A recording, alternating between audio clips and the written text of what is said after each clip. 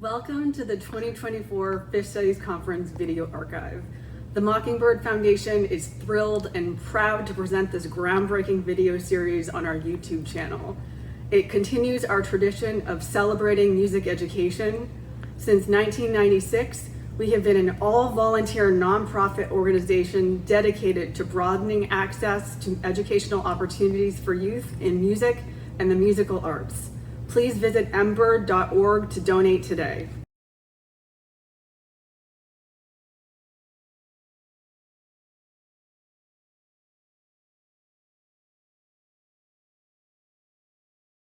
Oh, perfect. Okay, well, it's 1:31, and we want to make sure that we have enough timing. Welcome to Session 7B, Read the Words That I Engrave, Literary Analysis, Part 2. I am Elizabeth Beck. I'll be your moderator for today, and we're going to run this session in 20-minute sessions with immediate question and answer for each of the speakers. I'd like to introduce first, Janan Blau is going to be presenting for Leo Costello, whose paper is entitled Phish and the Romantic Anti-Capitalist Weltanschauung. Weltanschauung. Yeah, okay. Dankeschön. Leo Costello is an associate professor and chair in the art history department at Rice University. He studies Romanticism and is the author of J.M.W. Turner and the Subject of History, and the forthcoming Early Turner, Seen and Unseen in London, 1795 to 1819. Everyone, please welcome Janan Blau.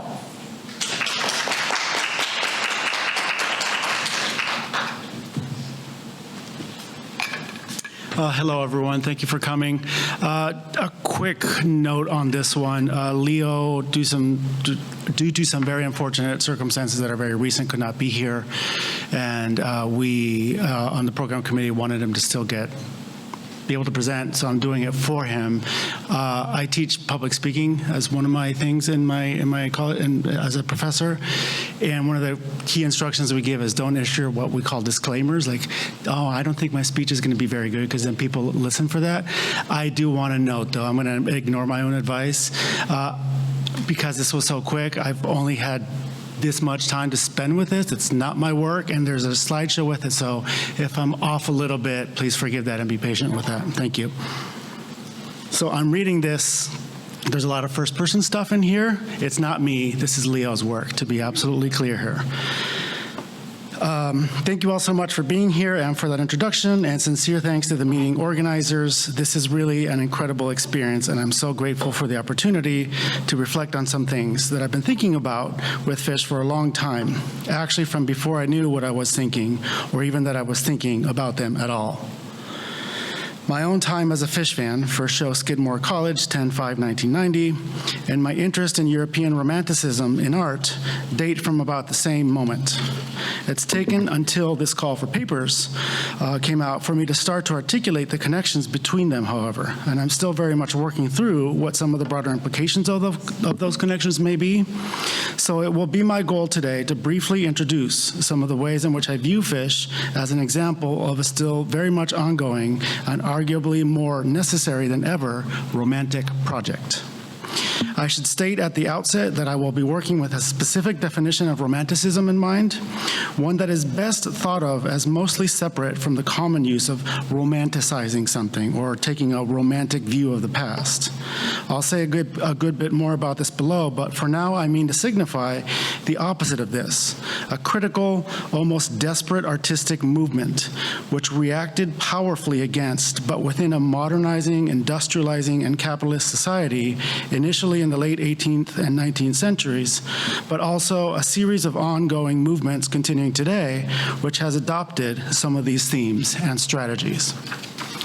In connecting Phish to this version of romanticism, my goal is to take a longer view of the band's project and see it less in terms of their own statements, influences, and immediate cultural and political contexts, and more in art historical depth. Doing so will have the benefit of some explanatory force for a number of apparently disparate elements of their now considerable body of work. And I'll give some examples of this as I go. I will proceed by comparing them to a number of other romanticisms, as I'll put it, and focus at the end of the paper on one particular motif, the grotesque. But I want to also say straight away that I'm not hoping to provide an answer to Phish by means of romanticism, or even to suggest that such an answer could be found or even should be sought.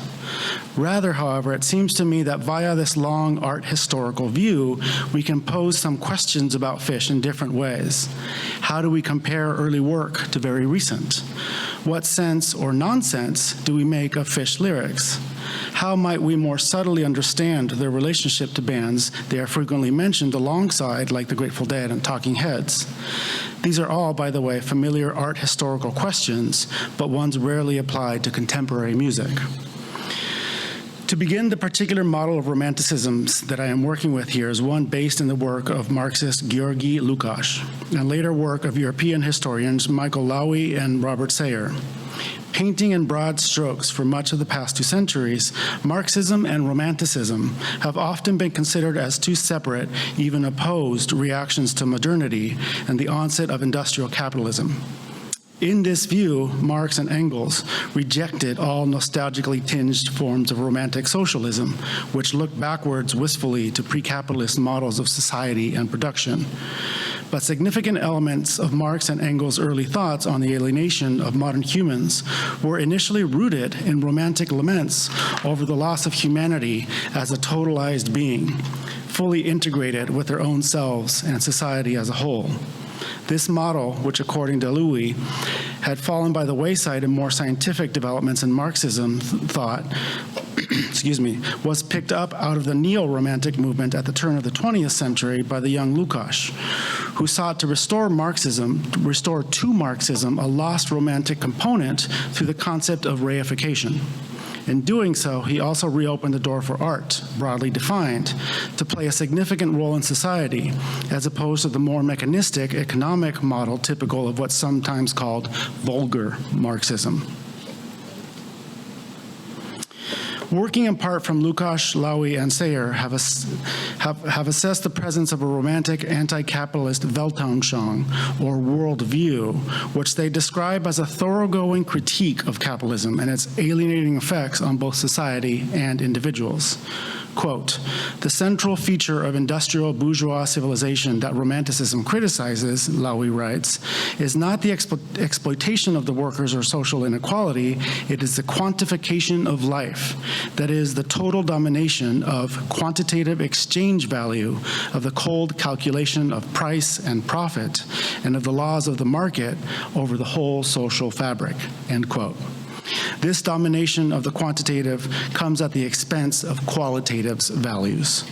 Thus, against the idea of nostalgically tinged romanticism, they find a much more critical, urgent romanticism in a variety of manifestations from its birth in the poets of the 18th century into the work of artists such as the Surrealists in the 20th century, as well as various writers and philosophers. In this view, the particular urgency of cultural production is exactly its possible, just possible position, not outside the quantitative function of capital, but in a striving for such a position, imagining it as existing. It is thus in part both a space within capitalism and at the same time seeking to be without it.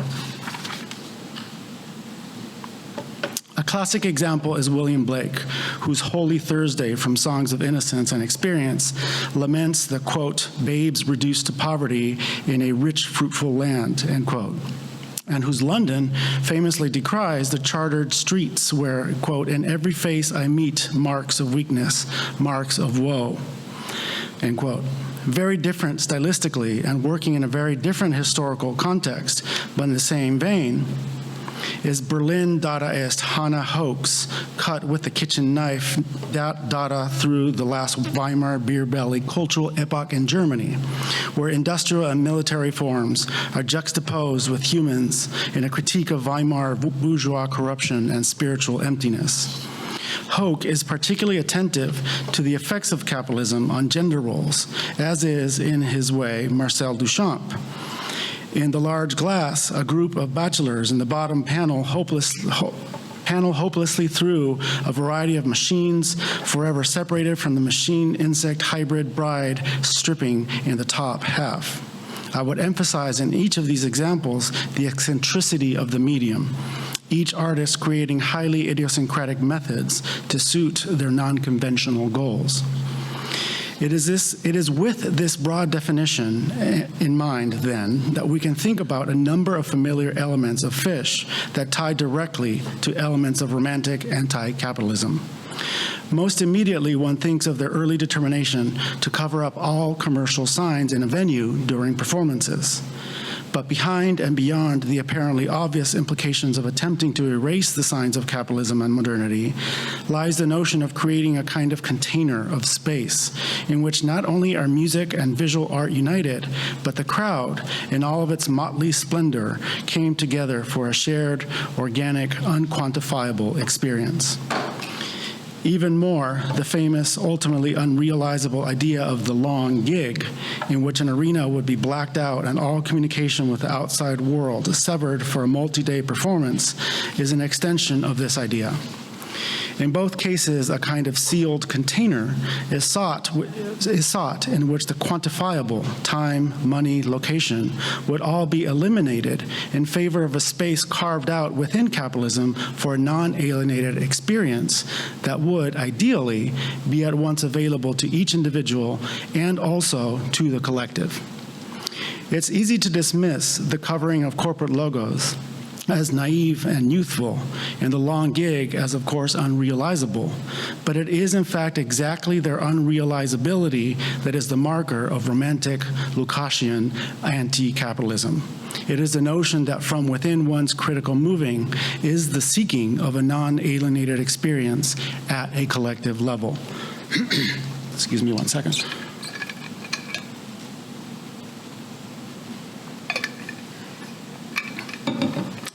This sense of anti-capitalist critique, and a sought for but never fully achievable, and for this reason, not utopian alternate space, is expressed over and over lyrically, often in very different ways and from very different points in the band's career.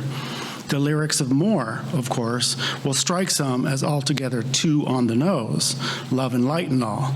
But there is more, sorry, can't help it, of a critical edge to the song from this perspective. Quote, "In a world gone mad, there must be something more to life." If we look at the lyrics, not as a personal spiritual lament, an expression of yearning, but in the larger context of capitalist alienation, fairly directly, More trades quantitative values, the more of money, more stuff, etc., for a qualitative more. A world gone mad invokes the Marxist idea of capitalism as having inverted human relations, literally turning existence inside out. Or to use other terms, it finds use value, More's function in real concrete human relations in place of exchange value. More's function is commodified, alienated relations governed by capital. The lyrics also pointedly describe self-alienation and the masking effect of commodification, which reifies and masks humans into mere tokens of exchange value. Quote, "I had a notion there was something more to do, 'cause half of what I say is lies, and it takes so much to keep up this disguise." Key again here is the notion of yearning for something. Capitalism's reach is so complete that as soon as something is achieved, it becomes commodified, so the space of seeking, per Lukács, is all the more necessary. But what about the other end of the spectrum, the famous nonsense of some Phish songs? The apparent simplicity and indecipherability of many Phish lyrics, combined with the articulation, virtuosic skill, and complexity of the music, have often led fans and critics alike to the conclusion that the words are meaningless, that they mean nothing. But Lama to boot can mean nothing in the same way that Dada means nothing. In the famous 1918 Dada Manifesto by Tristan Tzara. In the first place, its repetitive, alliterative, slightly onomatopoeic sonic dissociativeness has all the stylistic hallmarks of a Dada sound poem. Need I mention flushing a leftover flesh-farmed thunder in a circle down the pipes? A Dadaist phrase is if there ever was one, for all of the above features, but also its unspecific, yet distinctly off-putting, corporeal and scatological illusions. Secondly, lama tabut literally doesn't mean anything. In semiotic terms, it is an empty signifier, a sign without a referent to point to. But in still another sense, it does specifically denote something non-specific, namely the idea of nothingness, the non-thing. In this sense, it is a very full sign, pointing to an empty referent. Dada similarly referred to an absolute negation, even as it can mean yes, yes in Russian.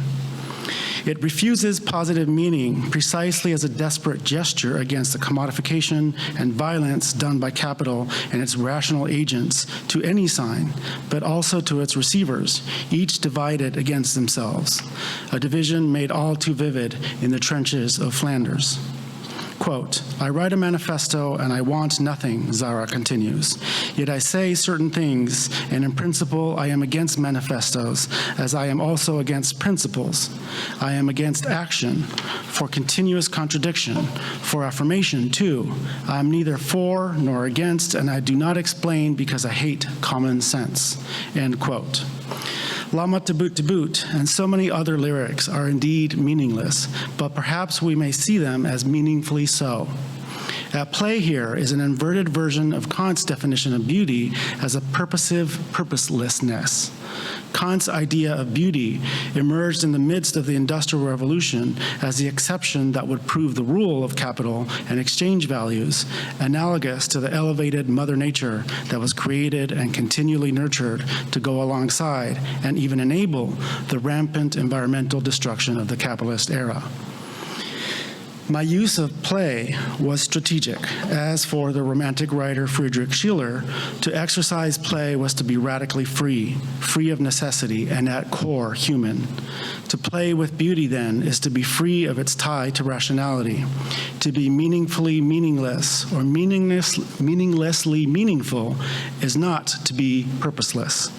It is to refuse the fixing call of meaning with a purpose, a vengeance even. In the midst of the deeply capitalist 80s, the greed is good, more is more era, Phish's Dadaist lyrics resist the reifying action of signification and settled meaning, to say nothing of the commodifying call of the catchy pop chorus. One can think here of Genesis's Land of Confusion, released late in the same year as the White Tape. Mike Rutherford's lyrics take up many of the anti-capitalist themes I've discussed, but their incorporation into a radio-friendly format, an earworm tune, ready to sell, or better, ready to have people told to buy it, render the message as but one more commodity. This one edgy against the abandonment of Everyone Have Fun Tonight, number 3 on the Billboard chart of December 20, 1986, when Land of Confusion was number 16. Fascinatingly, Bruce Hornsby's The Way It Is, Bruce Springsteen's cover of War, Talking Heads' Wild Wild Life, and Paul Simon's Graceland all appeared on that chart, and there could be a bit more to say about each of these individually and that constellation of songs at that moment. Anyway, to boot. I could also go on almost endlessly about the possible parallels of Phish and Dada, the embrace of the absurd, for instance, or the use of chance in composition, which would place the Big Ball Jam next to Duchamp's 3 standard stoppages, or the audience noise during the pause in Divided Sky next to Jean Arp's collage arranged according to the laws of chance. Sorry, keeping up with the slides here. The topic of altered consciousness and dreaming in romanticisms is yet another subject unto itself and would push us from Dada to surrealism. John Fishman's early tendency to take LSD and then go to sleep, only to wake up early and begin drumming while tripping, is structurally similar to Salvador Dali's paranoiac critical method. As a means of subverting his conscious artistic intervention, Dali would paint, often in a state of some altered consciousness, then sleep and dream, then wake and immediately paint his dreams. In this way, the paintings would begin to appear in the dreams as well as the reverse, so that eventually painting and dreaming could become completely intertwined. Similarly, Trey, in discussing The Long Gig, asked about the effects of sleep deprivation, a frequent tool of the surrealists. Quote, "What kind of music would we be playing after 60 or 70 hours?" End quote. One can think also of the long-standing romantic fascination with synesthesia between music and visual forms, perhaps most vividly in the work of Vasily Kandinsky, very much a neo-romanticist. The various arts are drawing together. They are finding in music the best teacher, quote, he wrote in his Concerning the Spiritual in Art. Continuing, quote, "A painter, in his longing to express his inner life, cannot but envy the ease with which music, the most non-material of the arts today, achieves this end," end quote. Given time constraints, however, I'd like to spend a little time focusing on a less obvious topic, but one that ties Phish intimately to the ongoing anti-capitalist Weltanschauung. The grotesque, a term commonly used to refer to things that are ugly, disgusting, and often comically distorted.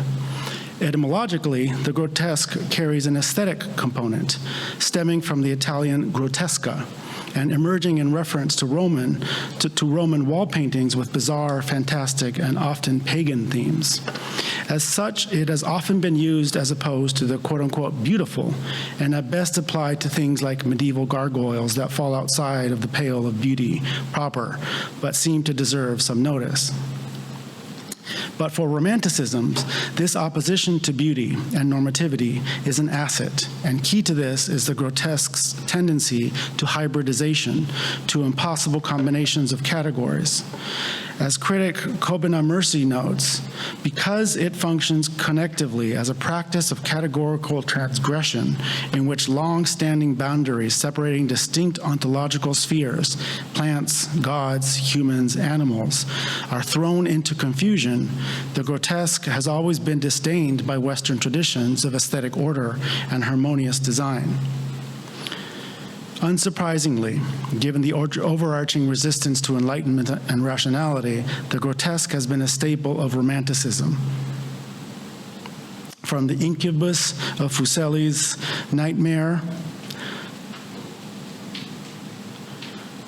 to the bizarre hybrid creatures of Goya's Disparates series, giving us a moment with the art here, to the imaginary human creatures of Odilon Redon, to the exquisite corpses of the surrealists.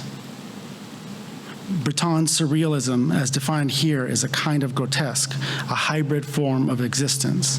For Mercer, it is precisely the grotesque's open-ended flux, its constant state of unresolved becoming, that has made it an ongoing source, a counter-discourse, as he puts it, quote, connecting disparate worlds, the corporeal and the spiritual, the conscious and unconscious, in a style that proceeds not from an oppositional stance, but by sowing the seeds of doubt and confusion in the beholder, end quote.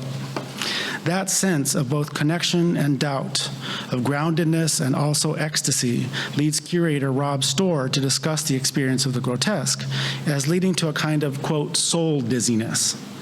I can think of few better phrases to describe both the experience and mission of Phish than soul dizziness. Accordingly, the grotesque features throughout Phish's work and imagery. George Condo's cover art for The Story of the Ghost, with its doubled mouth/head, smoky hands, and candle fingers, would be at home in any of the romanticisms we have discussed. And the story of a ghost, any ghost, is by definition one of the grotesque. Neither human nor non-human, neither alive nor dead, neither formless nor shaped, neither present nor absent.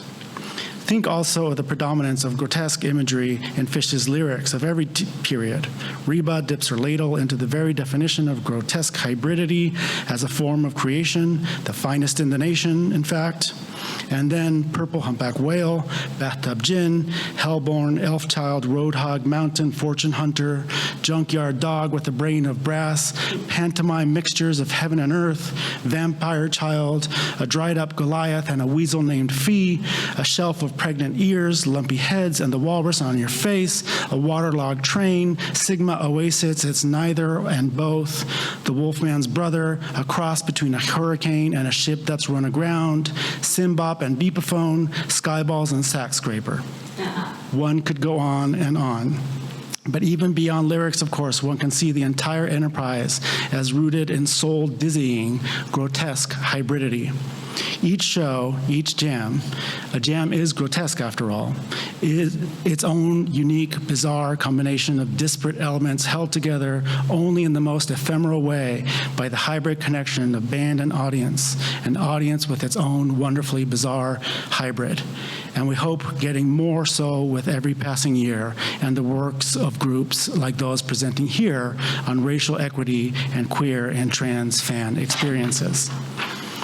As I said at the beginning, of course I'm not trying to answer Phish in general, or the meaning of the story album art specifically, by means of romanticisms, anti-capitalism, or the grotesque. Rather, I am suggesting that we can phrase questions rather differently by means of these ideas. To the inevitable Grateful Dead comparisons, for instance, one might begin to think less of the Dead's influence on Phish and more in terms of a shared anti-capitalist romantic legacy. One will note the early, very early, and ongoing fascination of Jerry Garcia with Frankenstein, perhaps the ultimate expression of the romantic grotesque, but also the focus on the uniqueness of each set, the resistance to radio-friendly lyrics and song structures, the basis in a countercultural friendly geography, all link the Dead and Phish alike to an ongoing romantic tradition. Talking Heads, too, has its place in this. There is, of course, the bewildered but certainly guilty bourgeois anti-hero of Once in a Lifetime who asks, quote, "My God, what have I done?" while disavowing his claim to private possession, but also, near and dear to many of our hearts, cities, a send-up of modernity's pretensions to urban glory, if ever there was one. Think of London, a small city, harkens back to a pre-industrial time, as does the idea that people sleep in the daytime, and the song as a whole seems to poke fun at the very idea of the modern as urban. Indeed, as with Phish, Talking Heads have tended to approach modernity obliquely and humorously, and all three bands have generally avoided direct political statements, despite emerging out of generally leftist circumstances and addressing broadly leftist audiences.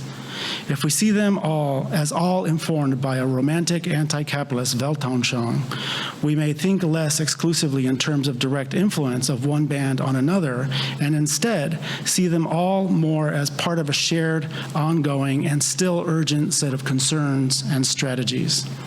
Those strategies, moreover, can be political, even if not explicitly so, and probably more urgently needed now than ever. Thank you.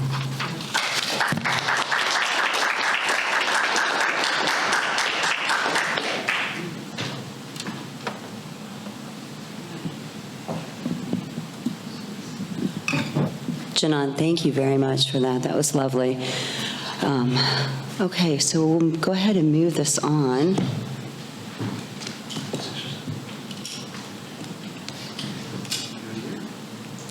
And preparing now to introduce the second speaker. Dr. Anna Farzinder is going to be discussing The Divided Sky, the Environmental Rhetoric of Phish. She is a clinical professor at the Computer Science Department, Loyola Marymount University, LMU, in Los Angeles, California. Prior to her current position, she served as a faculty member in the Department of Computer Science at the University of Southern California, USC, for approximately a decade. She made significant contributions to the fields of AI, natural language processing, social media analysis, interdisciplinary data science, and healthcare predictive machine. Welcome, Dr. Anna. Thank you very much. Good afternoon, everybody. First of all, thank you very much for giving me this opportunity to work on what is my passion, interdisciplinary field.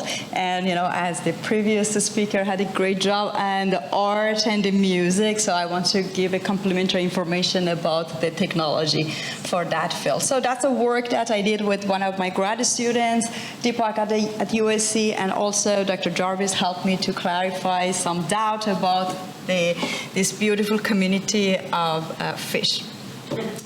So my research interest is AI and natural language processing, basically. Anybody knows what is a natural language processing? Why we call it natural? So basically, it's a field that in computer science that we try to communicate with machine and learn machine communicate with human, not with the artificial language like the Java, Python programming, but with a natural language like English, Spanish, Persian.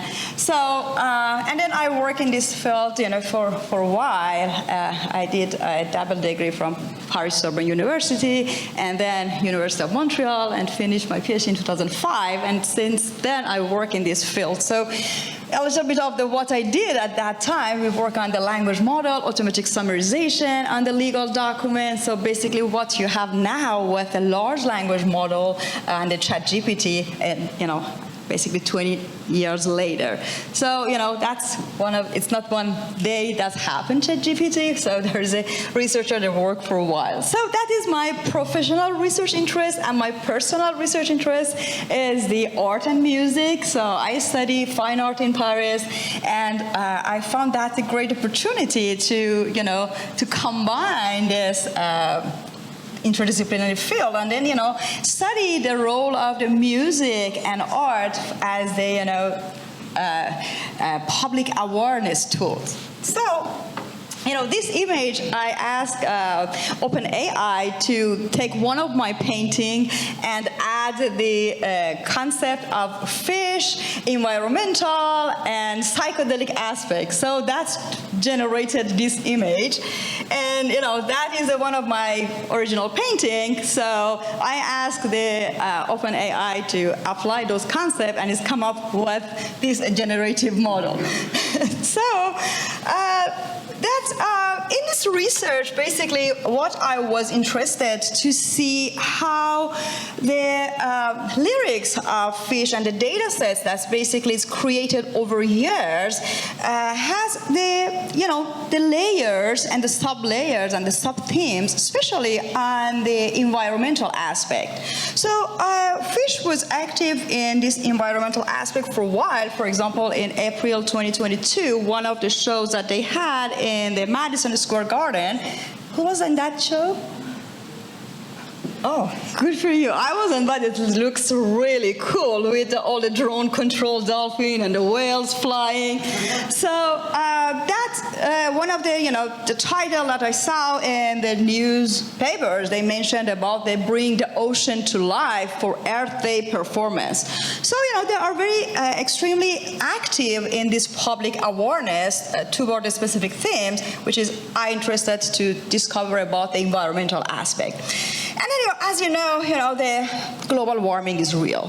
Some people, they said it's fake, but it's actually happening, and we can measure it in the scientific way. And a 1.5 degrees Celsius warming, that means, lots of the, icebergs are melting, and they're releasing the disease, the microbe and virus from the million years ago. So how could we, save the planet?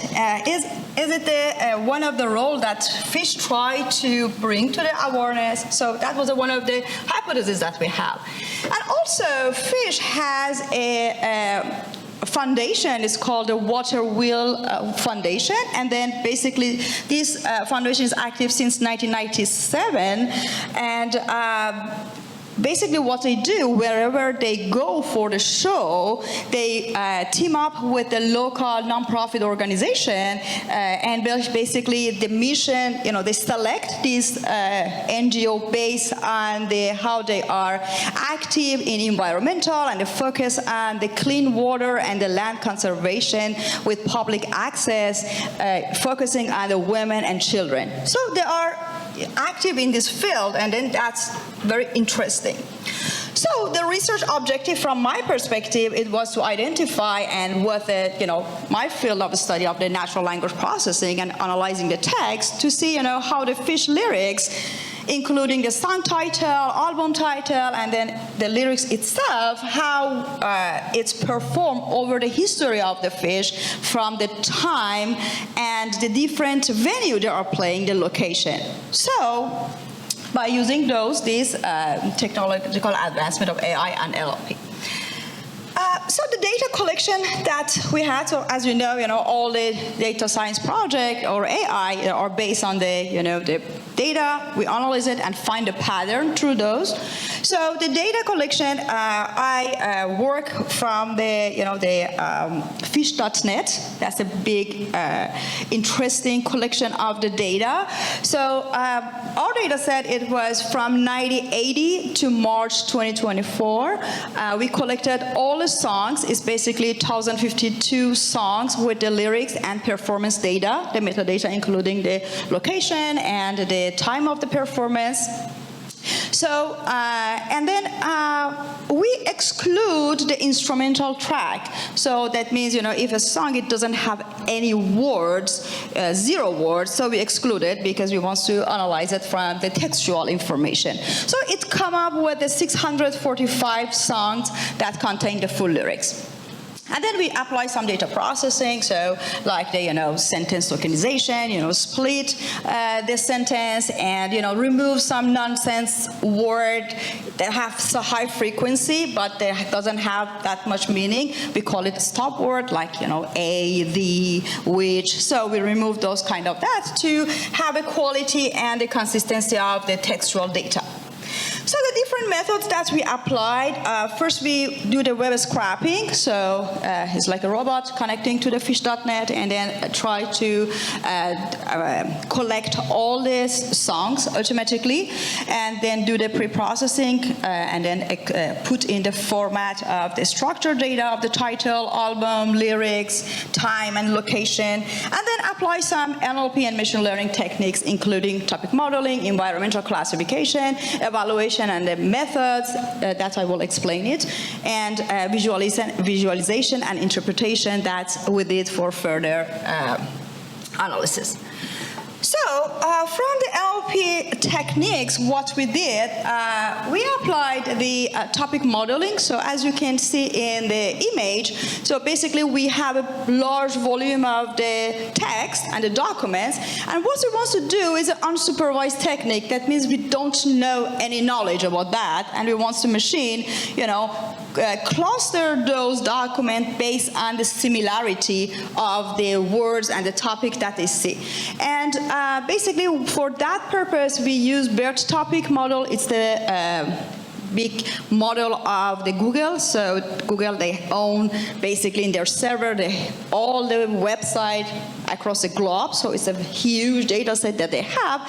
And then they pre-train a model so that this model is pre-trained by Google. And then now the researcher, they can apply on their data. So we apply the BERT embedding. So BERT embedding is basically the technique that's very interesting. For example, if you have a word like daughter, and you have another word in a document, princess, queen, girl, woman. So that's bring those documents together because of some similarity that can detect between those topics and then cluster them together.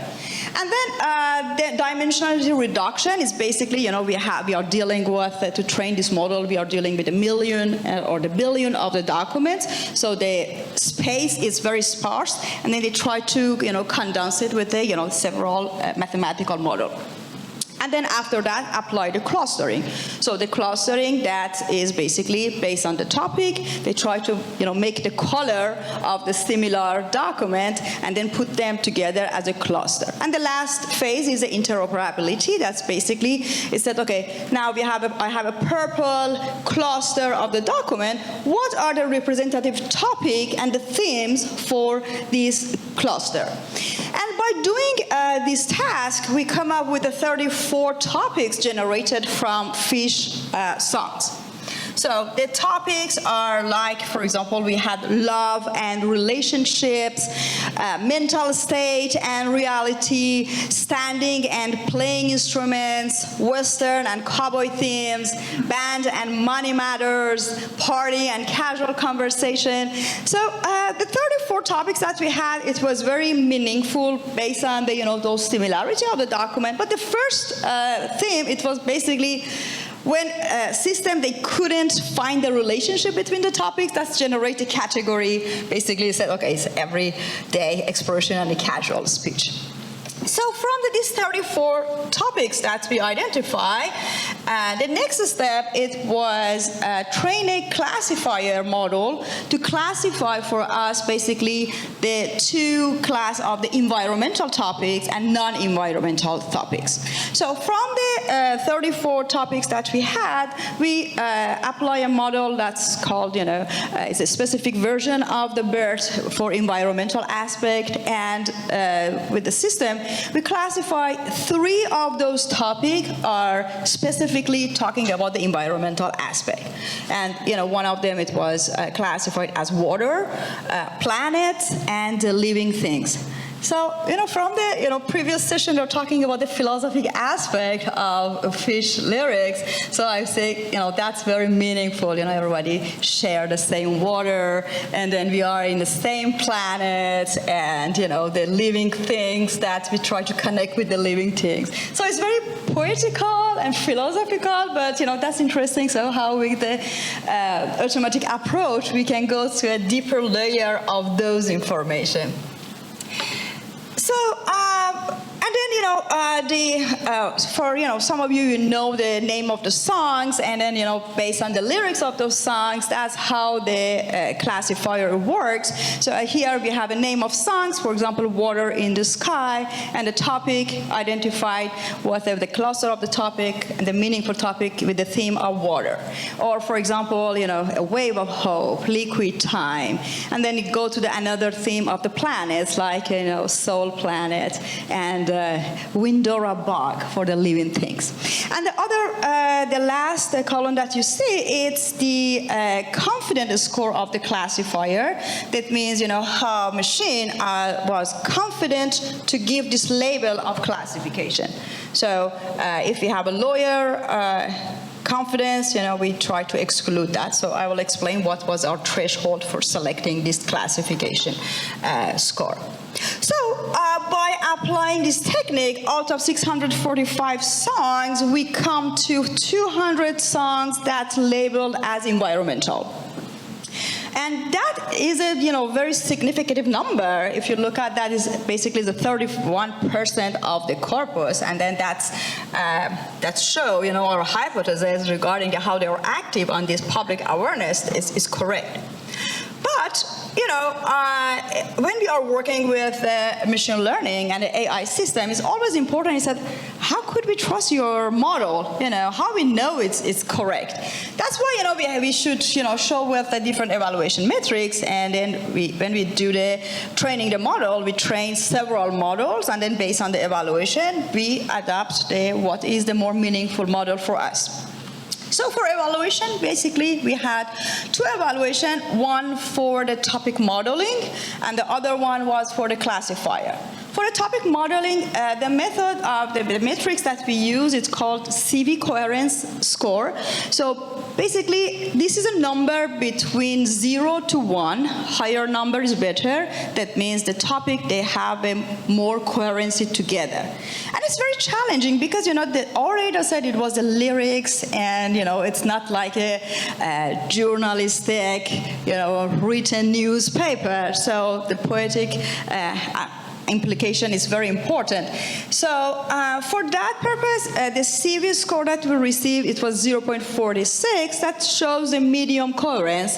And additional to that, we analyzes for the 3 selected topics of environmental, we did additional manual analysis to see, is it this number, is it enough for our work or not? So, and then we saw that is the significant and meaningful for us. So we could apply the next step. And for the evaluation of the automatic classifier, basically, when you ask machine to classify for you, for example, like a book comes to the system, and then you have a reference of this book in the library, and the machine, they produce, okay, this book is the philosophy book, or it's the mathematics book, so you have some reference. So for evaluation, we need the references to show, okay, that is the label generated by machine, and that is the actual label by human, and then what is the number of the correct or mislabeled document. But in our work, we didn't have any manual references to evaluate our evaluation of the classifier, so we create one. So we created a data set.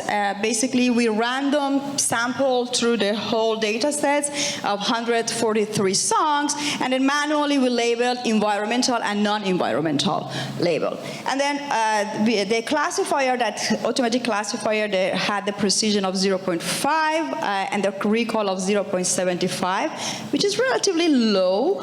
So that's for this purpose. We look at the confidence level of the classifier that I showed you previously, and then we decided a threshold of 80%. We said, okay, if it's less than 80%, we exclude it from our work. So in this way, we got the higher precision and recall. So basically, the precision is the correct label that we wanted, and the recall is we don't want to miss what is the correct document, and we don't want to miss that labeling.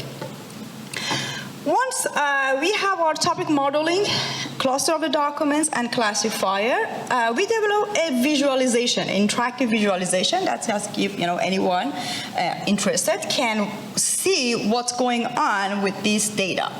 So this one is an interactive data visualization, so the user can select a specific topic and then see what's happening based on this cluster, the colorful cluster of the things that are happening. For example, we can see the pattern, the consistency of the pattern when we are talking about the environmental data.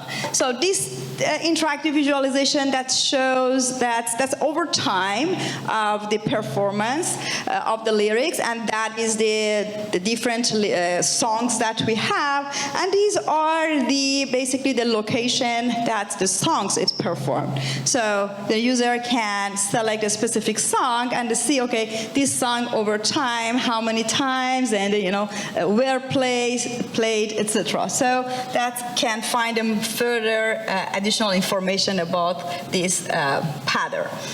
And also, other things, we extract, for example, 20 cities where Phish performed the most environmental songs. So New York, #1 with a 667 environmental song, Burlington, and then Chicago, Vegas, San Francisco, Georgia, Boston. So, these are basically the top 20 cities with the more emphasis on the environmental songs.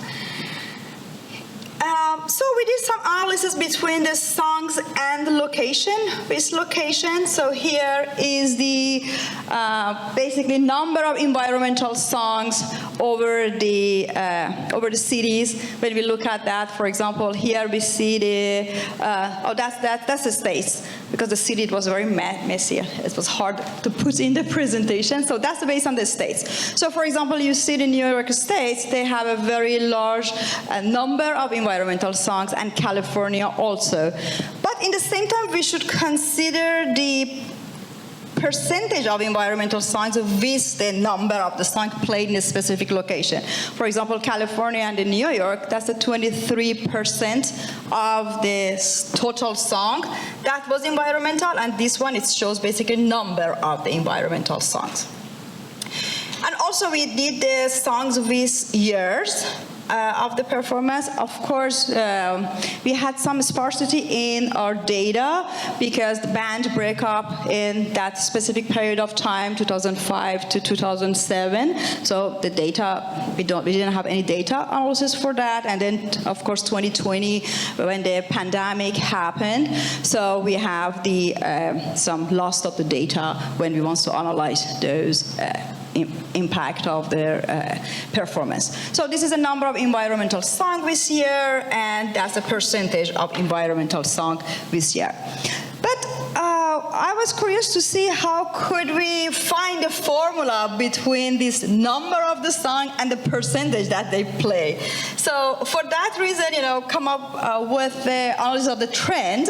So look at how we can measure the trend over years. So the trends go down or go up. So what's happening? And then based on that, that's the formula of the trend we apply. So that shows, of course, this part of the 2005 and 2007 is the missing part. We don't have any data, any performance, but globally we see, the trend is extremely positive, and that shows how Phish are, as a band, are concerned about this awareness about the global warming and environmental aspect. So as a conclusion of what we did in this study, that's the study of the intersection of music and environmental consciousness through the different cultural aspects, using the AI, NLP, and the topic modeling and classification. And we have some visualization and interpretation. Basically, our visualization, it could be implemented in the Phish.net, and the user can play with that for the further insight about that.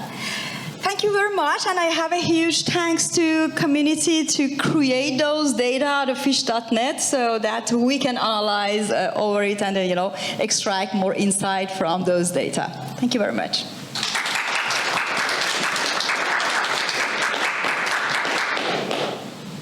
Okay, yeah, we've got we have about 8 minutes for questions, so we have time for questions for Anna, please.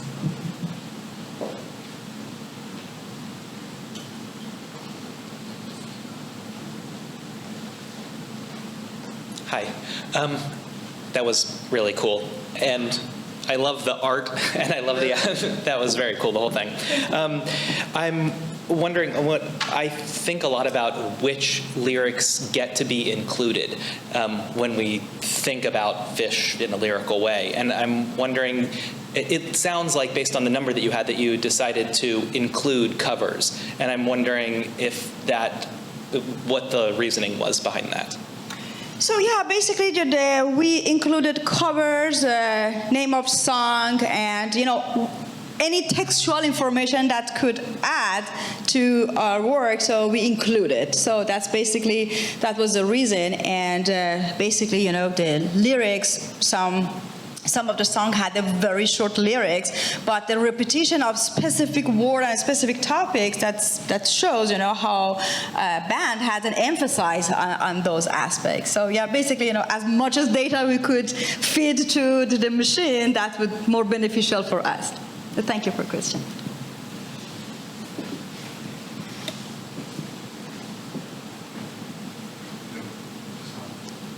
Next slide. Yeah, again, a really cool. I'm not familiar with this technique at all, so I'm looking forward to this and the next talk. So I noticed your numbers and your percentages. They didn't. I guess what I was looking for were trends in something, and my idea of a trend was, do they tend to pull out environmental songs to make a point? So yeah, we're going to see a lot of environmental songs in New York, Las Vegas, and Denver, because that's where they play most often.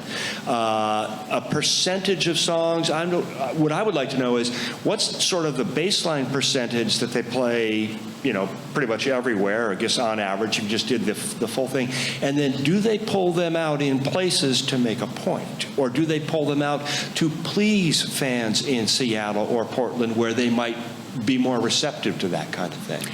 Yeah, thank you for asking that, because I was struggling with finding that pattern, because as you mentioned, okay, of course, if in,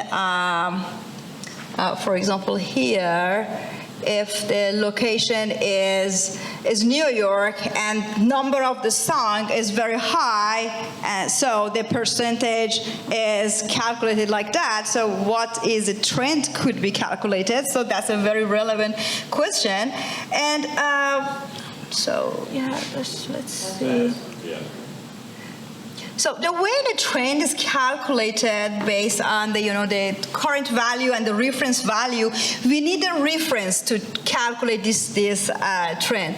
So the reference that we chose, it's the year of the 2019, which was a significant year as the how band was active for performing right before the pandemic. So this year of the 2019 is all the performance, it's take as the baseline, and then the trend is calculated over based on those base.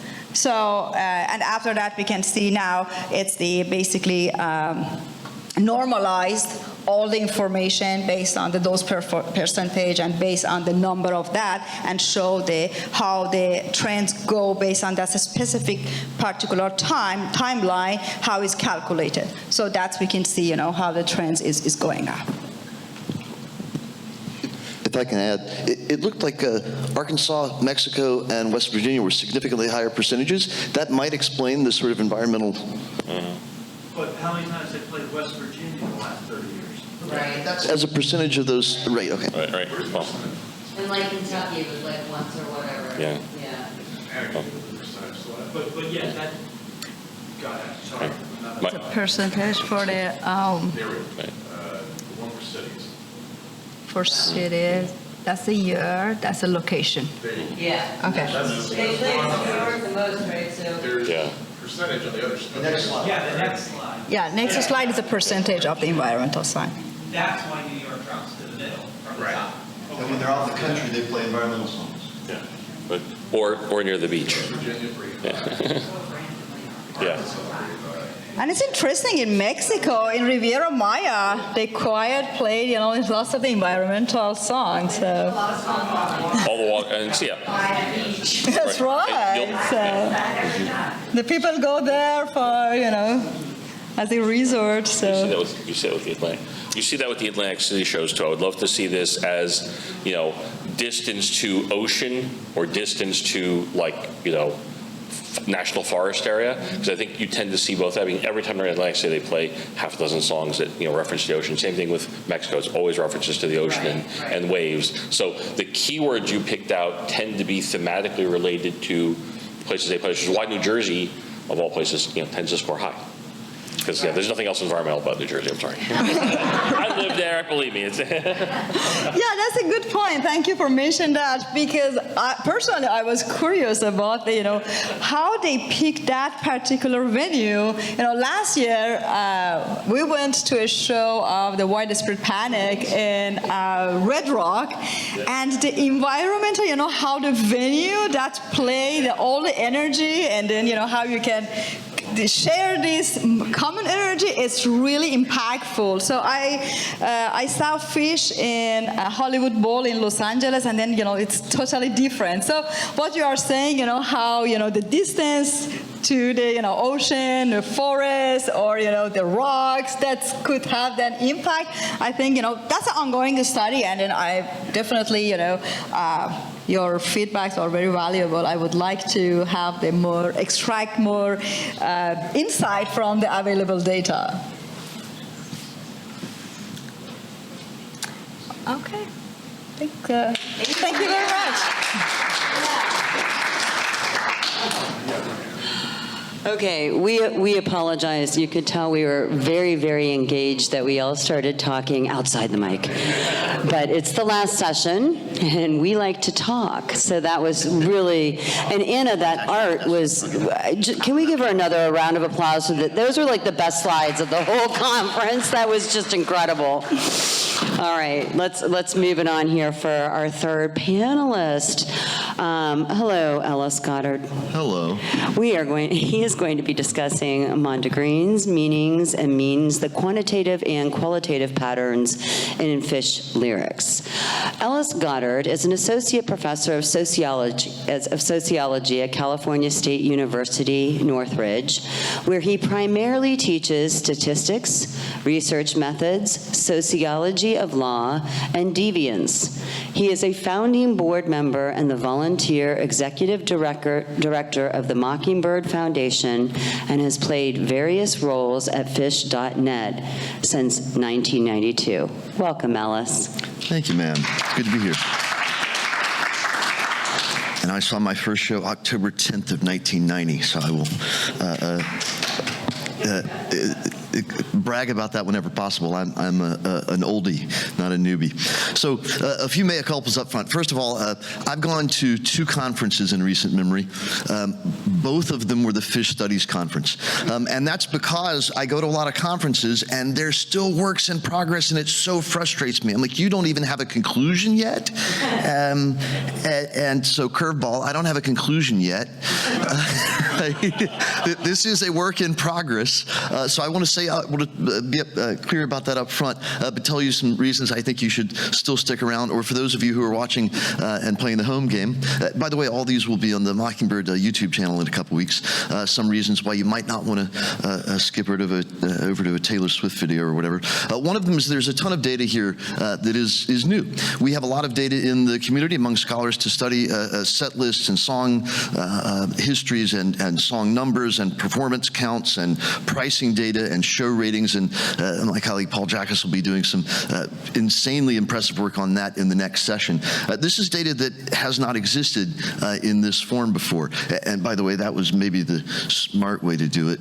Let a computer do the work. I spent about 80 hours doing it manually. So I have some very early statistics about this, and I mostly want to talk about the data that I've put together and that I want to make available to other people sooner or later, hopefully over the course of the summer or this year. I have a vision of the kind of patterns I'm looking for and some examples of what I've found so far, but I apologize in advance. There are no conclusions and only sort of scraping the surface of what I think that we can be doing with this data. There is, I should also say, a lot of eye candy here, not only the data visualizations, but I've been teaching primarily in Zoom for the past 4 years, so I pull out all the stops to keep the kids watching, and you'll see some things, for example, across the top of the slides that let them know, God, how much longer is he going to babble? Where are we in this thing? Aren't we nearly done? And similarly, a lot of animation. So if it feels like it's too much animation and it's distracting from the substance, just pretend you're at the sphere. The last comment I'll make is about timing. I taught a new course prep this spring, and every day I would start the lecture saying, I've never done this lecture before. I have no idea how long it's going to last. Probably going to be over early, and then they all went late. So we'll see what happens. So this is the abstract I submitted, and this is a fair representation of what I was trying to accomplish. First of all, Phish has performed over 1,000 songs, nearly 300 originals, as Paul pointed out about the earlier data set. And those feature about 40,000 words, give or take, depending on what you count. There's lyrics, obviously, I assume, vary in quantity, frequency, length, and otherwise, both across Phish's history. And important to me, and perhaps to Anna, it might be something to explore in terms of environmental awareness among the band members. My guess is, for example, John Fishman doesn't write about environmental lyrics as much as Trey does. And so I think there are a lot of comparisons that could be made about who wrote the song and who was involved in writing the song. That quantitative analysis is starting to reveal some patterns, but again, I apologize wholeheartedly that there is a lot to do with it, and I haven't gotten there quite yet. So I do want to sort of lay out, first of all, where I'm going to go. I want to start with some background, how I came to deal with this data and what the precursors to that data are. A bit about the methodology and how I put together the data, I want to talk about the data set so that it's understood by others and so there's a record of how it was created, so when I get hit by the inevitable bus, somebody else can take over that data and take it to fruition to places I hadn't had a chance to or hadn't occurred to do that with. Some basic statistics and mostly counts of different kinds of words. I am the stats nerd, and so I want to fill in that piece. In terms of visualizations, I want to give you some examples of some visualizations I've done previously on Phish.net, partly to show you the complexity and diversity of the things I've done previously, but also because there's some topics in there that I think can connect well with what I want to say and maybe with what some of you want to say about lyrics. And then some ideas about next steps, some of the things that will finally get me to some conclusions and to some publications and to full professor, hopefully, we will see. So, backwards down the number line. I started, as she mentioned, working with Phish.net in 1992. I was the second person, I think, to maintain the frequently asked questions file and one of the first several people to deal with the set list collection. And at some points have been just the guy with his thumb in the dike making sure that things didn't fall apart and break. Other people have done a much better job about much of the documentation and curation and certainly the technology than I ever did. I've also been involved with the Mockingbird Foundation since late 1996, before we were even legally incorporated. I learned about it New Year's '96 when a dear friend, Marcy, who may be out there somewhere, said, said, as we walked away from each other heading into the midnight show, "Hey, Ellis, do you want to work on the book?" And I said, "Yeah, sure. I don't know what that means, but I'm in." And a couple of hours later, I was on the hook and have become the executive director. The first edition of that book, which was the Phish Companion, was an attempt to take all the volunteer resources from Phish.net and put them in a commercially available form that we could put on bookshelves and sell at Barnes & Noble, et cetera, as we did. And we did that partly because there were people printing the set lists from Phish.net and selling stapled copies in the parking lot, which was kind of silly, but also kind of offensive. We were volunteers who had put our blood, sweat, and tears into this, and we didn't, frankly, want some, not Wook, but some other person profiting from this voluntary labor. It was for the community. It was not intended to inure to anybody's benefit, and it was sort of offensive that the work that the Lizards had been doing had been stolen for the sake of greed and avarice, right? And this was, as far as we concerned, Wilson. There was also an effort to publish another book. I don't want to disparage that book or the people behind it, but the basis of the first 2 or 3 editions of volumes, as they say, of that other book, and they acknowledge in the 3rd or 4th edition, were set lists taken from Phish.net, which I will say without permission or any amount of discussion about whether that was okay. So we wanted to make sure that we put it in a form that if people want to buy it, buy this one. In order to do that, of course, we had to make sure that we weren't personally on the hook for taxes or profits, so we had to incorporate it as a nonprofit, and there's a panel discussion about that later. But that first edition is like a phone book. It's just not pretty. It's not fun to read. I apologize in a sense for it. We were guided by several people, including our agent and our editor, and the editor has since passed, rest in peace, who this was sort of his vision. But it's not particularly pretty. It's not particularly enjoyable to look at, and I'd be surprised if many of you, except some serious nerds, have done much reading from it. So after that, I was spending some time at other people's houses sort of talking about it and comparing it to other books, and I discovered Dead Base. Completely ignorant. I should have done better competitive intelligence to study other books, right? But I had never looked at a Dead Base, and I looked at a Dead Base 9, and there were some fascinating features. One of them was a lyrics index. And there's 4 or 5 pages at the back where you could see all of the Dead songs that mention, I don't know, birds, or I don't listen to a lot of the Grateful Dead, skeletons, roses, right, whatever. And there'd be a list of the songs with abbreviated titles, and I thought, oh, we could probably do that. So I put together something for the second edition of the Phish Companion. And for those not aware, these are 900-page books that sold out each multiple printings and have been appreciated more apparently than I appreciate them by the community. The third, I'll say, is gorgeous. We talked about that at the last conference. And then some years after that, I put up a static version, which you can still find in various web archives. And it looks something like this. There were a series of categories that, man, I wish I had NPL back 20 years ago. I manually went through and figured out all of the words that referred to amounts, animals, arts, bodies, building, clothing, etc. These series of topics, and then put it up with this preface. Can't recall which 3 Phish songs mention fish? Want to name a pet with the lyrics without having to name another cat Taylor or Piper or whatever. Want to know the name of a song, but can only remember that it mentions Paris or Aquatana, right? And so this was a way to both give people a way to find silly lyrics, things to put in the headers of their PowerPoints, or to name a pet, or to put in birthday cards to friends they know or whatever, as well as to go the other way. What the hell was that thing I heard last night? I've never heard that song before. Something about I don't know, whatever. So, but this was a relatively small data set, relatively early in the process, and discovered that there were a lot of errors with it. One of them was nicely summarized by a Reddit thread 2 years ago. The header or title subject heading for the thread is Phish are known for vocals where what the words are being sung is deliberately ambiguous. Is there a name for this phenomenon? And we, of course, now all know the name for that phenomenon.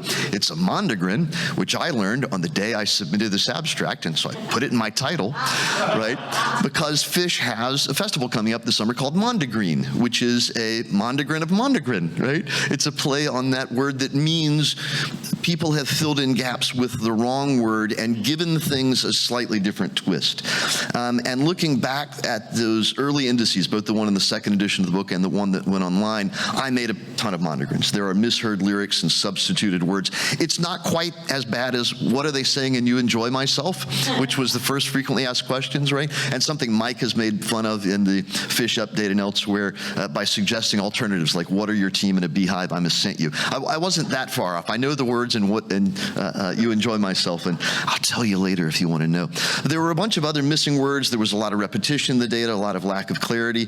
The meanings that I ascribed to them were impossible to check, right? So when I took a phrase like spasm waiter dropping to his knees sees dangle while slop scraper skies, you had no way to know where I put those words or what choices, decisions I made about them. So part of the purpose of this data set is to provide a little bit of reliability and validity. I also should say I did it all in Notepad, not even Notepad, Notepad++, because it had to have a lot of text. So all sorts of data issues that I complained to my students about in my research methods class, I was violating massively. And I want to say, by the way, I'm going to stop putting lyrics in the headers because I want to get a little more dry and say something about what the data is and how it's structured. So this was manual. This was not natural language processing. It was not AI in any sense. I hand-coded all 40,000 or so words from all of the originals at each appearance for the meaning in the context of that phrase, that sentence, and or that song. The database that I'm going to share with some screenshots of you within a minute has 1.4 million cells that are just the lyrics. There are 7 other sheets I'll say a few things about, and a total of about 3 million cells that summarize that data. And by the way, that should be another dissertation. My dissertation similarly went way overboard and should have been reined in. That's why it took so long, honey. So it is in a Google Sheet, and Excel just, I can't even open an Excel with the amount of data that I have in there now. It is currently private, but I'll say in a few minutes, that's not for long. I want to make this accessible to other people. It will not be on Phish.net. Phish.net, I'll say, is undergoing a new architecture. I'm not supposed to say, but sometime this summer, there will be a brand new PhishNet, which will be much more smooth and easier running and has a number of new features, but it won't handle that. This is a huge mammoth work which would grind the site to a halt. So I did focus on originals. I did not include the originals. Strictly speaking, no covers. I'm sorry, I did not include covers. So, Led Zeppelin, Beatles, The Who, all of those are out, all of the Halloween covers, because while it may be interesting that they picked a particular album to cover, I don't think that says the kind of things I wanted to say about what the band is contributing productively to the conversations and performances. Side project covers are not included in the published version or the previous static version. I've started adding some of those. The only ones that are certainly there are songs that someone else wrote. So 555 Mike wrote and was on a Mike album, but Phish was the debut performing artist. And so I've sort of demarcated things in that way. If Phish or members of Phish wrote it and they were the first to perform it, it's included in that data. But I've realized that some of the side project things, Army of One, for example, although performed initially by a page side project, is a page tune, and the band plays it and I think says something about what the band contributes. Of the originals, I excluded instrumentals, similarly to what Anna and Jason did in their thing. I also excluded any songs that had lyrics written by others. So all the Disney songs, the lyrics were written by Disney people and are spoken for the most part by Disney people, is not a Phish contribution to lyrical works. And I excluded things like John Popper's lyrics, so don't get me wrong. Phish wrote the music, he wrote the lyrics, and I didn't give the band credit for his contribution. I also excluded a variety of other eclectic things like Jägermeister, which is just Fishman asking for Jägermeister for about 20 minutes.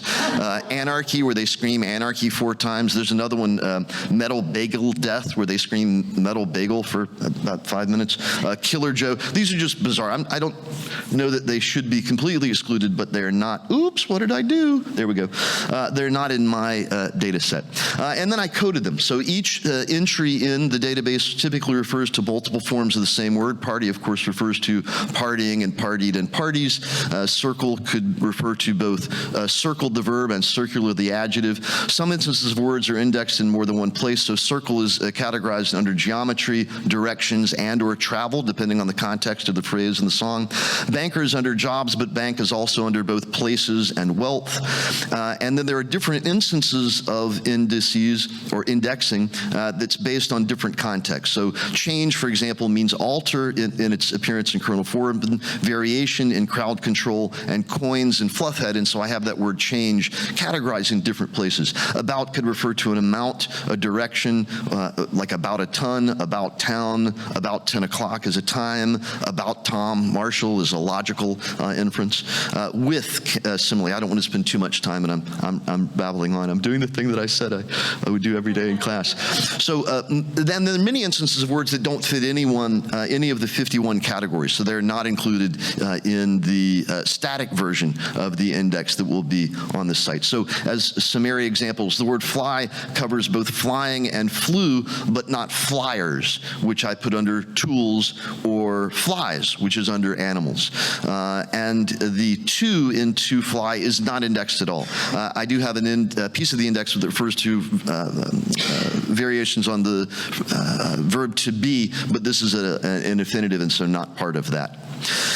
So everything starts at phish.net. I start with the list of songs. We have the song name, the original artist, the number of times it was performed, the debut performance, the most recent performance, and the gap between those two.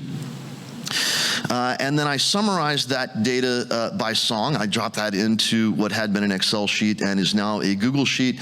And you can see over the far right that in a separate piece I'll show you in a minute where I've dumped in the lyrics, it counts by a series of just bizarre over-the-top formulas. The number of words in each song, the number of unique words in that song. There's a check to make sure that things add up. I have a ratio that assesses the extent to which words are repeated in a song. So like anarchy is all 4 words in anarchy. That's 100% repetition ratio. And some of the band members, I can share sort of a bit prematurely, are more repetitive in their lyrics than others. Trey is the least repetitive of the 4. And there are a few other things there that I'll mention in a few minutes. The next step, oh my God, the words. So you take a song like 555, the first word is there, right? That the reference, which is the piece that will appear in the index, is they, and it's a pronoun. And so for every word, I had to figure out what is the root, how am I referring to this word, and how am I categorizing it. And again, in a natural language just would have been tremendously helpful. I also then categorize it sometime in multiple places. So switchbacks, I categorize both as travel under switchback, but also directions and geometry, because arguably switchback, I don't know how many of you hike, could be understood as any of those 3 things. And then for each word which is in the database, there's an indication of which word it is in the song, how many times it appears in the song, how many songs it's in, whether it is a new appearance in this song, whether this is the first song to include that word, the number of times that word has appeared in all Phish lyrics. So the word they is in 1,472 instances across all Phish songs. And then the last column is what this song is. There are several checks sort of built in the database to make sure. By the way, the 3 exclamation points in that first row are so that that row knows it's a song title and not a lyric piece, right? And so there are a handful of codings. By the way, the first sheet explains what the hell was Ellis doing in the rest of the sheet so that somebody can come along and pick this up after me. The next sheet are the root references. So in that first, you can see here, these are references for stomp and silliness and skid and skate and shuffle. For each of those references, I identify the number of categories that reference is included in, the length of the word, the number of letters. I'm interested in the complexity of the words they use. Mike uses lots of short, silly, repetitively rhyming words. Trey and Paige use longer, more complex words. I also track here the number of times each of those words was used. And then I also have built in the number of performances of each song so that you can tell, for example, that they've sung the word silliness 184 times, or they've sung the word skid 57 times across the band's history. There is a piece at the far right which mentions the number of songs it's in, the number of instances is in that song, and then you can just barely see that this is where I've built out that static index. And there is a cell for every reference, for every song, that then builds the HTML page, I'll show you in a minute, so that that's all done by formulas. And again, probably a computer could have done a better job than Ellis writing formulas which look like this. That is one cell. You are the SQL god. Yeah. It's not even SQL. It's Google Sheet formulas. So this is one formula. That formula is in there over 1 million times in order to produce the static thing. You should have helped me. By the way, I had to come to Oregon to find out that there's a Phish scholar who lives an hour from me. So the last piece is the categories, and for every category, there's a link here if you want to go check it out. Phish.net/lyrics is the root. That's a couple of years old because I'm waiting for the new architecture to update it. And you can see the raw number of words, the number of references to it, et cetera, all that basic data. There's a reference for each of the categories, so /art or body or materials or tools. And again, that's up there now, and you can play with it. Here are most of the categories organized in groups, so it's a little simpler to consume. Rather than the long list of categories, you can see these 7 groups here. Under arts, for example, there is a category for art, and one for literature, and one for music, and one for religion, and one for sounds, some of the same categories that they found sort of intuitively using AI. This is the way that it appears on Phish.net. So if you go to Phish.net/lyrics, you'll see something like at the bottom of a long, overly wordy introduction about me, a table which looks like this. It lists the categories and the number of references in each of those categories. If then, for example, you click on animals, you will get a list that shows all of the animals mentioned in any Phish song: bulldog, crow, creature, bug, cheetah, cat. If you were then, for example, to click on dog, you will see another page which not only tells you every song that has mentioned dog, which is what Deadbase did, but I wanted you to see the word in context. So for example, the first instance, I was bitten by your dog, in the song Access Me. It's the 12th word out of 148 words in that song, and it was first performed June 26th of 2004, right? And this is why my dissertation took 10 years. I'm such a nerd. And there's a summary at the top, also written by part of that formula. There are 57 instances of the animal dog and 16 originals. That's 6.3% of the indexed originals. Phish sang it live first on 4/6/85 in McGrupp and the Watchful Hosemasters, and it's been performed at least, I think it's 3,100 times since they've started. And then they're also See Also. So See Also Hound is a separate reference because I didn't want to group anything. Some basic case counts. I've got 1,064 songs. 48 of those are actually aliases for some other songs. 650 of those are covers. That's about 2/3. 366 of those are originals.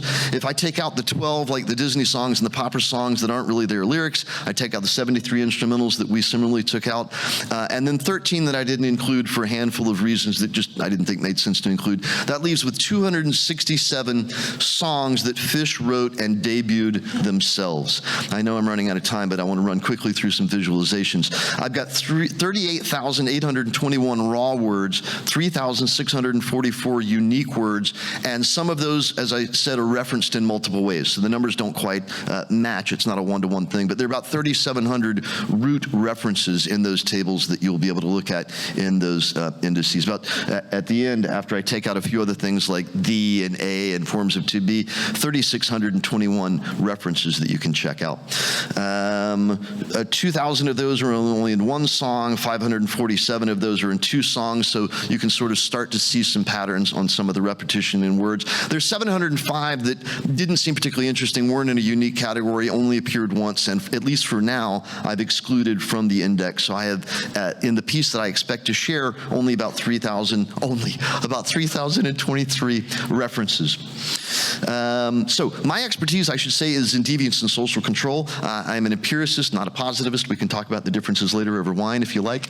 I'm interested in labeling theory, so not predicting and explaining why is somebody a deviant, but how is deviance responded to. A particular kind of advanced form of labeling theory that I am interested in is social geometry, for example. So when something goes wrong, I could call the police, or if you call the police, I could film you doing that, post it online, and call you a Karen. Or when I do that, someone might say that I am cyberbullying that person by calling them a Karen. Sorry, what is wrong is partly a contextual situational thing that involves reactions, and I'm interested in studying those reactions. So one thing I want to do is look at representations of conflict and attributions of wrong in Phish lyrics. And there's definitely been a shift from Gamehenge and Axilla and Vultures and Chalk Dust Torture to everything's right, love and light, right? There's been a shift in the tenor. I know. This is not the haters' ball. I know. So there's an accusation that Phish is more frivolous and not as meaningful or as pastoral as Grateful Dead. And I think the previous presentation addresses that to some extent. There's a tremendous amount of environmental lyrics here, and I think there's a way to contest that idea or that understanding. I also have a plan for a series of blog posts, and I'm going to go very quickly through some of the old ones to show you sort of the complexity of what I've done in the past. These are the number of annual shows by Phish and the Grateful Dead. You can see they played comparable number of shows. Phish had more years where they didn't play any. They also weren't playing stadiums, and so that explains part of the differences in the numbers. But over time, of course, have played fewer shows. They've also written fewer songs, as I'll show you briefly in a minute. I've done some advanced form of visualization. So here, the x-axis across the bottom is the first year that Phish played each of those states. The y, the vertical axis, is the last year they played in each of those states. So they started with Vermont, but they ended with Vermont sooner than they even started with some of the other states. And what I've seen in a preliminary version of this for song lyrics is it's reversed. Words and ideas they introduced earlier, they dropped earlier and haven't gone on as long. I did a similar different thing with stacked bar charts to show how it is that New England, not only that New England got squeezed out, but that the West Coast does not get enough love, right? Here's a chart I had done comparing originals and covers, and I think we will see if we compare, for example, it'd be interesting to throw in the covers and see if you get different results. I expect to find similarly different results when I look at the originals versus the cover versions. We have a facility on Phish.net that tries to predict the next song, and despite everything we tell our parents and our friends and our kids about how you never know what they're going to play, we can predict about 40% of the next show. And that's as a baseline across Phish's history, even more so in the last 12 years. We can predict nearly half of what they're going to play each night as you walk into the show. So start betting with your friends, you'll pay off.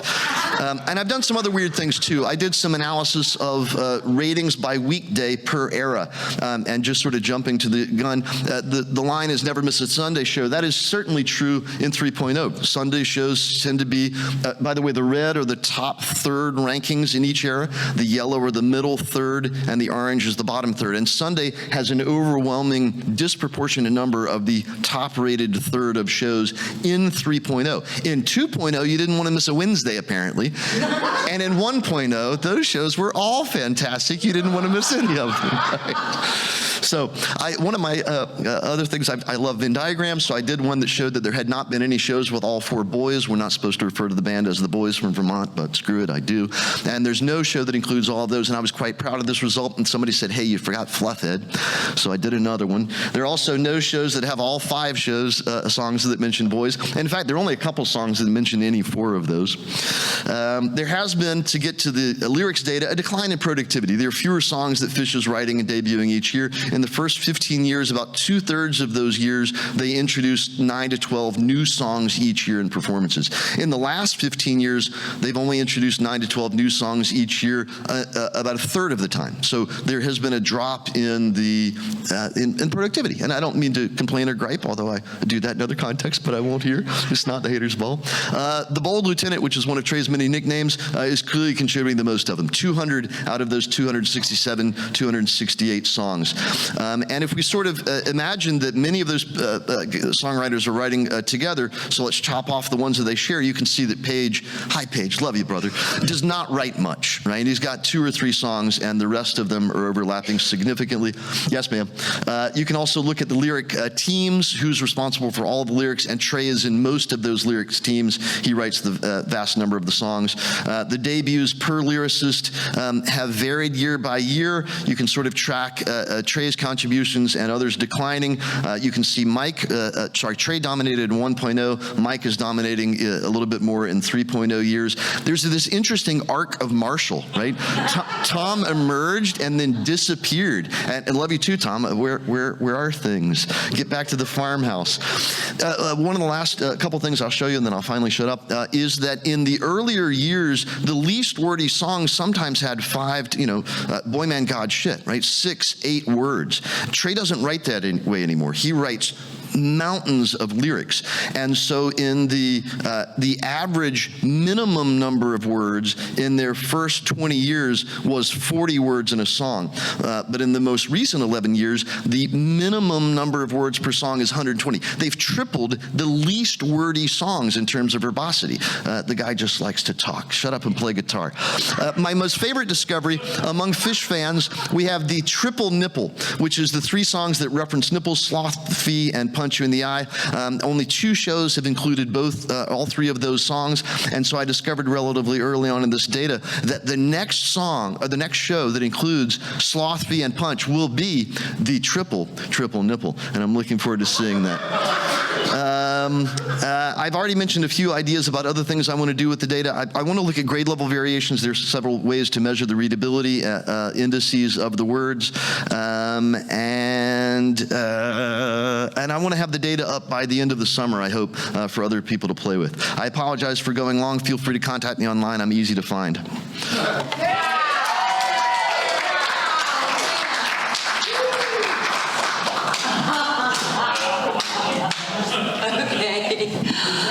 You are a hilarious genius. We have no time for questions, but I'm going to go ahead and allow at least 2 questions, because, wow, right? We're all just learning to adjust to that. Yeah, please, go ahead.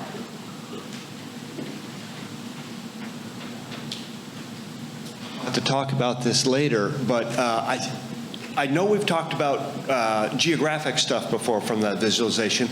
I didn't remember your one about Sunday shows, because my regression analysis for 3.0 shows Sunday is the same as Saturday and Friday.